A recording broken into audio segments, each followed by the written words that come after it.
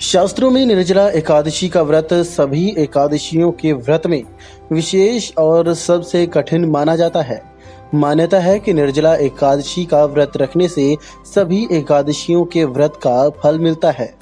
लेकिन व्रत के नियमानुसार निर्जला एकादशी व्रत में स्नान और आचमन के सिवा पूरे दिन जल का त्याग करना पड़ता है।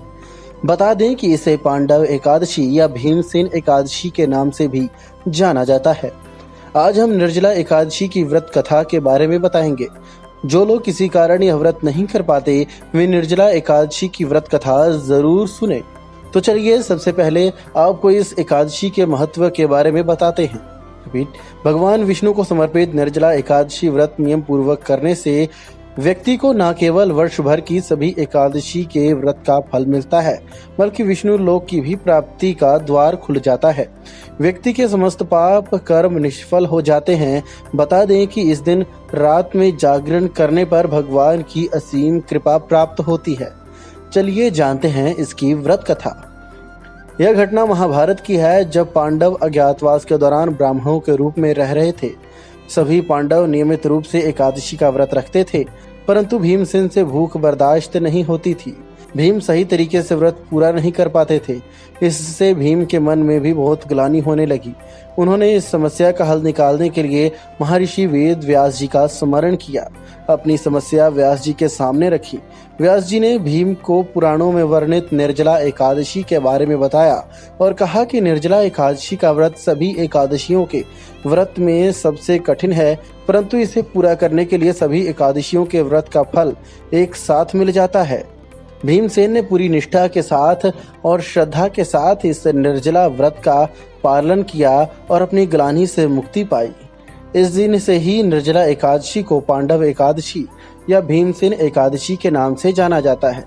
धर्म ग्रंथों की कथा के अनुसार श्वेतवाराह कल्प के प्रारंभ में देवऋषि नारद की विष्णु भक्ति देखकर ब्रह्मा जी बहुत प्रसन्न हुए। नारद जी ने अपने पिता और सृष्टि के रचयिता ब्रह्मा जी से कहा कि हे परमपिता, मुझे कोई ऐसा उपाय बताएं जिससे मैं जगत के पालन करता विष्णु भगवान के चरण कमलों में स्थान पा सकूं।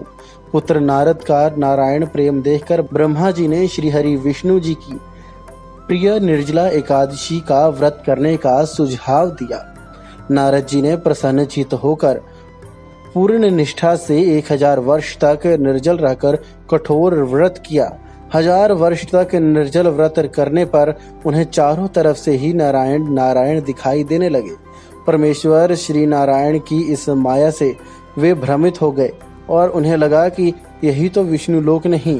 तभी उन्हें भगवान विष्णु के साक्षात दर्शन हुए।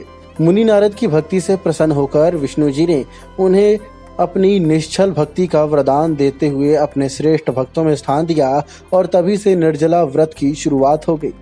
कुंडली टीवी डेस्क से लता शर्मा की रिपोर्ट। इसी तरह की और भी जानकारी लेने के लिए हमारे चैनल को सब्सक्राइब करें और नई वीडियो की नोटिफिकेशन के लिए बेल आइकॉन दबाएं। अगर आप ये वीडियो फेसबुक पर देख रहे हैं तो वीडियो को लाइक और शेयर करें।